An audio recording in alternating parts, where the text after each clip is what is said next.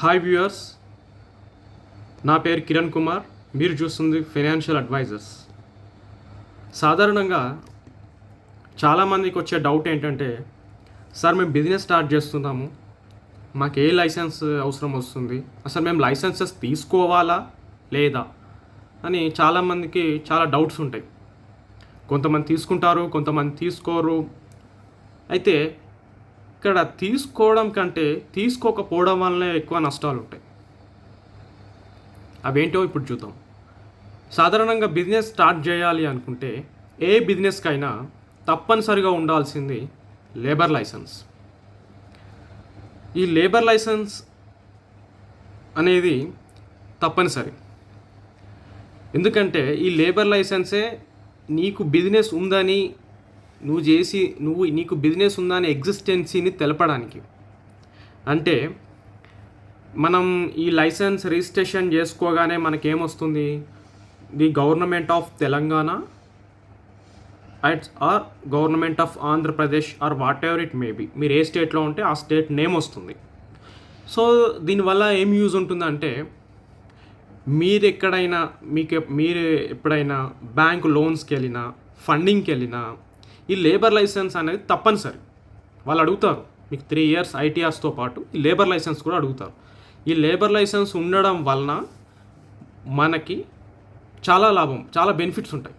ఆ బెనిఫిట్స్ ఏంటి అనేది నేను తర్వాత వీడియోలో క్లియర్గా చెప్తాను. ఈ వీడియోలో కామన్గా మనకి ఏ లైసెన్స్ యూజ్ అవుతాయి, ఎప్పుడు తీసుకోవాలనేది మాత్రం ఇందులో చెప్తాను. లేబర్ లైసెన్స్ గురించి సపరేట్ వీడియో తీస్తానండి. దానిలో క్లియర్గా మీకు లేబర్ లైసెన్స్ ఎలా తీసుకోవాలి, ఎంతమందితో తీసుకోవాలి, ఎలా తీసుకుంటే మీకు లాభం అనేది, కాస్ట్ అండ్ ఎవ్రీథింగ్ నేను ఎక్స్ప్లెయిన్ చేస్తాను మీకు. సెకండ్ వచ్చేసి ఫుడ్ లైసెన్స్ అండి.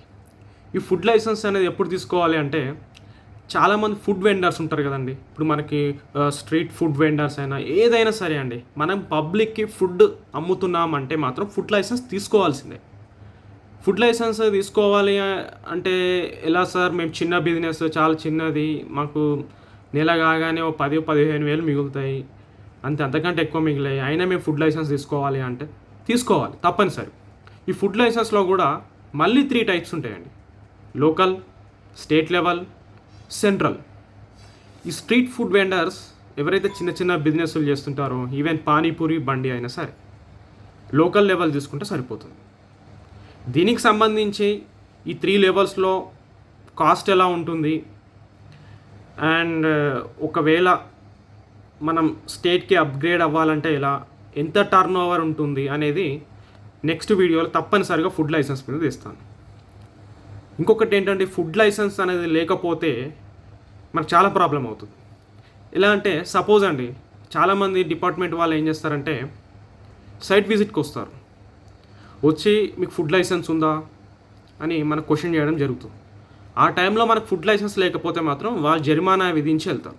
ఇన్ కేస్ మీ ఫుడ్ తిని ఎవరైనా అస్వస్థకు గురైనా, ఏదైనా మీ మీద వేరే వాళ్ళు ఇతరులు ఎవరైనా కంప్లైంట్ చేసినా, అది కేస్ కోర్టులో ఉన్న లేదా పోలీస్ స్టేషన్ వరకు వెళ్ళినా, మీకు ఫుడ్ లైసెన్స్ లేకుండా బిజినెస్ చేస్తున్నందుకు ఫస్ట్ మిమ్మల్ని వాళ్ళు మందలించడం జరుగుతుంది. సో అందుకనే ఫుడ్ లైసెన్స్ అనేది మ్యాండేటరీ. ఓకే, తదుపరి వచ్చేసి GHMC trade licence. GHMC trade licence అనేది తప్పనిసరి అండి, ఇది కూడా.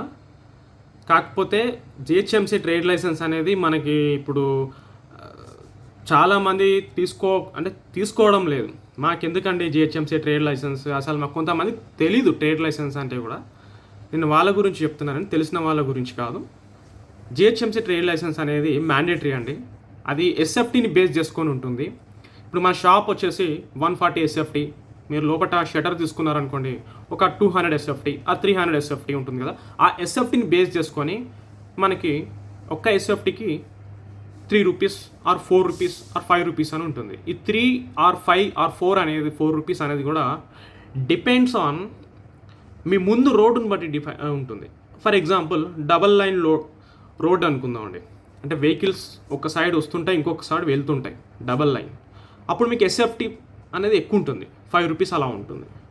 సో సింగిల్ లైన్ అనుకోండి, ఒకటే వేలో వెహికల్స్ వస్తుంటాయి పోతుంటాయి, ఒకటే చిన్న 30 feet రోడ్ అనుకోండి, మీకు 3 రూపీస్ అలా ఎస్ఎఫ్టీకి ఉంటుంది. ఇది అనేది కంపల్సరీ అండి. ఎవ్రీ ఇయర్ మనం రెన్యువల్ చేసుకోవాలి. మీకు రిజిస్ట్రేషన్ అనేది వన్ టైం ఛార్జబుల్గానే ఉంటుంది. ఓకే, నెక్స్ట్ అండి, మీకు ఏమైనా డౌట్స్ ఉంటే మీరు కమెంట్స్ చేయండి, నేను రిప్లై ఇస్తాను. తర్వాత వచ్చేసి జిఎస్టీ రిజిస్ట్రేషన్ అండి. జిఎస్టీ రిజిస్ట్రేషన్ అనేది చాలామంది ఏమనుకుంటారు, ఈ జిఎస్టీ రిజిస్ట్రేషన్ అవసరమా మనకు, మేము అంత పెద్ద బిజినెస్ చేయట్లేదు కదా అని అనుకుంటారు. చూడండి, జిఎస్టీ రిజిస్ట్రేషన్ అనేది ప్రాఫిట్కి రిలేటెడ్ కాదండి. It's a turn over based registration. First of all మీరు ఎంత ప్రాఫిట్ వస్తుంది, మీకు లాస్ వస్తుందా, ప్రాఫిట్ వస్తుందా అనేది జిఎస్టీ డిపార్ట్మెంట్కి అనవసరం. మీరు జిఎస్టీ రిజిస్ట్రేషన్ తీసుకోవాల్సిందే. ఎప్పుడు అంటారా, ప్రతి బిజినెస్ జిఎస్టీ రిజిస్ట్రేషన్ అవసరం లేదండి. టర్న్ ఓవర్ అండి, అంటే సేల్స్. ఇప్పుడు ఫర్ ఎగ్జాంపుల్ మనం ఏమైనా వస్తువు అమ్మాం, వచ్చే కస్టమర్ ఏం చేస్తాడు, ఫోన్పే డైరెక్ట్గా ఫోన్పే కొడతాడు, గూగుల్ పే కొడతాడు, ఆ అమౌంట్ వచ్చి మన బ్యాంక్ అకౌంట్లో ఉంటుంది.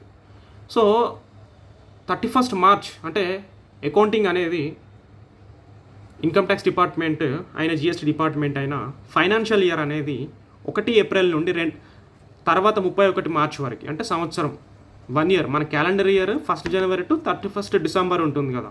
కానీ జిఎస్టీకి మాత్రం ఎలా ఉంటుంది, మన ఇన్కమ్ ట్యాక్స్ సైట్ డిపార్ట్మెంట్ వాళ్ళకి ఎలా ఉంటుందంటే 1 ఏప్రిల్ నుండి ఆ నెక్స్ట్ వచ్చే 31 మార్చ్ నెక్స్ట్ ఇయర్, అది 1 ఇయర్ కింద చేసుకుంటారు. సో ఆ 1 ఇయర్లో మన బ్యాంక్ స్టేట్మెంట్ 25 లక్షలు 20 లక్షలు దాటిందంటే మనం జిఎస్టీ రిజిస్ట్రేషన్ అనేది తప్పనిసరి. ఈ జిఎస్టీ రిజిస్ట్రేషన్లో కూడా 2 టైప్స్ ఆఫ్ రిజిస్ట్రేషన్స్ ఉన్నాయండి. నేను చెప్తానండి, జిఎస్టీ రిజిస్ట్రేషన్కి కూడా సపరేట్ వీడియో తీయాలి. అంటే మీరు అన్నీ ఈ వీడియోలో ఎందుకు చెప్పరాదు అని మీరు క్వశ్చన్ చేయొచ్చు. బట్ చాలామంది వీడియో లెంత్ అవుతుందని చూడరండి.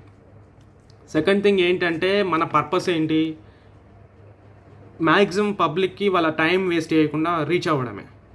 నేను సపరేట్గా జిఎస్టీ రిజిస్ట్రేషన్ మీద, లేబర్ లైసెన్స్, ఫుడ్ లైసెన్స్, దీనివల్ల లాభాలేంటి, అలాగే దీనివల్ల మనకి ఫ్యూచర్లో బిజినెస్ ఫండింగ్ అనేది ఎలా మనం ఈజీగా తీసుకోవచ్చు బ్యాంక్స్ నుండి అనేది నేను క్లియర్గా మీకు ఎక్స్ప్లెయిన్ చేస్తాను. మీకు ఏదైనా డౌట్స్ ఉంటే నాకు అడగండి, మ్యాక్సిమం కమెంట్కి రిప్లై ఇస్తానండి. జిఎస్టీ రిజిస్ట్రేషన్ అనేది ఇంకొకటి అండి, నేను ఇందాక 20 lakhs అని చెప్పాను కదండి, ఆ 20 lakhs అనేది టర్న్ ఓవర్ కదా. ఈ టర్న్ ఓవర్ అనేది స్టేట్ టు స్టేట్ డిఫరెంట్గా ఉంటుందండి. ఇప్పుడు 20 lakhs అనేది తెలంగాణ, మీరు ఆంధ్రాకి వెళ్తే, ఆంధ్రాలో బిజినెస్ చేస్తే మీ టర్న్ ఓవర్ అనేది 40 lakhs వరకు మీరు జిఎస్టీ రిజిస్ట్రేషన్ లేకుండా చేసుకోవచ్చు. కానీ తెలంగాణలో మాత్రం 20 lakhs. ఇంకొకటి అండి, ఈ జిఎస్టీ రిజిస్ట్రేషన్ అనేది 20 లక్షలు దాటిన వాళ్ళు తప్పనిసరిగా చేసుకోవాలి. లేదంటే మాత్రం మీరు ఫ్యూచర్లో డిపార్ట్మెంట్కి వెళ్ళి కమ్యూనికేషన్ అంటే నోటీసెస్ ఫేస్ చేయాల్సి వస్తుంది. తర్వాత మీరు నోటీసెస్ ఫేస్ చేసిన తర్వాత మీరు ప్రొఫెషనల్స్ దగ్గరికి వెళ్ళి, చార్టెడ్ అకౌంటెంట్స్ మోస్ట్లీ వాళ్ళ దగ్గరికి వెళ్ళి మీరు ఆ డిమాండ్కి రిప్లై ఇవ్వడం అనేది వాళ్ళని కోరాలి. అంటే వాళ్ళ డిపార్ట్మెంట్కి మీకు మధ్యవర్తిగా వ్యవహరిస్తారు. అప్పుడు మీకు కూడా ఫీజ్ అని, డిపార్ట్మెంట్ వాళ్ళకి ఫైన్లు, పెనాల్టీస్ అని ఎక్కువ కట్టడం జరుగుతుంది. సో ముందే ప్రాపర్గా ప్రికాషన్స్ తీసుకుంటే బెటర్ అండి. నెక్స్ట్ వచ్చేసి ఎంఎస్ఎంఈ రిజిస్ట్రేషన్. ఎంఎస్ఎంఈ రిజిస్ట్రేషన్ కూడా అనేది దీని ఉద్యమ రిజిస్ట్రేషన్ అంటారండి. ఇవి ప్రతి బిజినెస్కి మ్యాండేటరీ అని చెప్పొచ్చు అండి. ఎందుకంటే మీకు లోన్స్కి వెళ్ళినప్పుడు, ఫండింగ్కి వెళ్ళినప్పుడు ఉద్యమ రిజిస్ట్రేషన్ ఉంటే మీకు చాలా బెనిఫిట్ అండి. ఏదైతే గవర్నమెంట్ ఏమైనా స్కీమ్స్, లాస్ట్ టైం కోవిడ్ టైంలో నిర్మలా సీతారామన్ రిలీజ్ చేశారండి. అంటే స్మాల్ వీక్ ఎకనామిక్ కంపెనీస్కి, బ్యాక్వర్డ్ చాలా స్టార్టప్స్ ఉంటాయి కదండి, ఎకనామిక్ వీకర్ సెషన్ కంపెనీస్ కూడా ఉంటాయి, వాళ్ళకి ఫండింగ్ అని పంపించారు. అంటే ఆ సంస్థలు కూడా నిలబడాలి కదా. ఇప్పుడు కోవిడ్ టైంలో మనకి బిజినెస్ జరగలేదు, చాలా కంపెనీస్ ఈవెన్ తన కాస్ట్ కూడా రీచ్ అవ్వలేకపోయినాయి, మినిమం శాలరీస్ ఇవ్వలేకపోయినాయి, కొన్ని కంపెనీస్ మూతపడ్డాయి. కంపెనీస్ అని కాదండి, ఏ బిజినెసెస్ అయినా సరే మనకి మినిమం కాస్ట్ అని ఉంటుంది. ఆ కాస్ట్ వరకు మనం ప్రాఫిట్ సంపాదిస్తేనే బిజినెస్ ఉండగలుగుతుంది మార్కెట్లో, లేకపోతే ఉండదు. సో అలాంటి వాళ్ళకి కొన్ని ఫండ్ రిలీజ్ చేసింది గవర్నమెంట్. ఆ ఫండ్ ఎంఎస్ఎంఈ రిజిస్ట్రేషన్స్ ఉన్న వాళ్ళకే అది వెళ్తుంది. సో ఎంఎస్ఎంఈ రిజిస్ట్రేషన్ ఉంటే మీకు ఈజీగా ఫండింగ్ ఉంటుంది.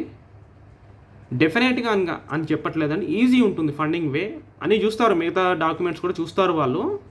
బిజినెస్ ఎగ్జిస్టెన్స్ ఎన్ని ఇయర్స్ స్కేల్ ఉంది, మీరు ఎంత ఎర్న్ చేశారు, ఎంత ఏంటి అనేది చూసి ఎంఎస్ఎంఈ రిజిస్ట్రేషన్ అంటే మీకు ఫండింగ్ ఈజీగా ఉంటుంది. సెకండ్ థింగ్ ఏంటంటే మీకు రేట్ ఆఫ్ ఇంట్రెస్ట్ కూడా 1% తక్కువ ఉంటుందండి. ఫర్ ఎగ్జాంపుల్ అదర్ బిజినెస్ లోన్స్కి వచ్చేసి ఒక 14% అనుకోండి, మీకు 12 or 13 ఉంటుంది, సమ్ టైమ్స్ 10 ఉంటుంది. ఇంకా అనుకుంటారా, ఇంకా మీ బిజినెస్ అనేది ఇంకా మీకు కొంచెం ఇందులో కేటగిరీస్ ఉంటాయండి ఏబీసీ అని, అందులో ఆ కేటగిరీలోకి వెళ్తే కూడా మీకు 7-8% కూడా ఉంటుంది. బట్ 7-8% అనేది చాలా రేర్ కేసెస్ అండి. సో ఇదే అండి. మీకు ఏమైనా డౌట్స్ ఉంటే కమెంట్ సెక్షన్లో పోస్ట్ చేయండి, డెఫినెట్లీ ఐ విల్ ఆన్సర్. మీకు ఏదైనా హెల్ప్ కావాలంటే కూడా మేము చేస్తామండి. మన దగ్గర చార్టెడ్ అకౌంటెంట్స్ కూడా ఉన్నారు, ప్రొఫెషనల్ సర్వీసెస్ కూడా మేము ప్రొవైడ్ చేస్తామండి. Income tax return, GST filings, food licence, labour licence, this all licence are we will provide. And మీరు మీకు ఫోన్ కాల్ కూడా అరేంజ్ చేస్తామండి చార్టెడ్ అకౌంటెంట్స్తో. మీరు మాట్లాడవచ్చు, చార్టెడ్ అకౌంటెంట్స్ని రీచ్ అవ్వచ్చు. మీకు ఏమైనా డౌట్స్ ఉంటే కమెంట్ సెక్షన్లో పోస్ట్ చేయండి, నేను ఆన్సర్ చేస్తాను తప్పనిసరిగా. ప్లీజ్, థ్యాంక్ యూ అండి.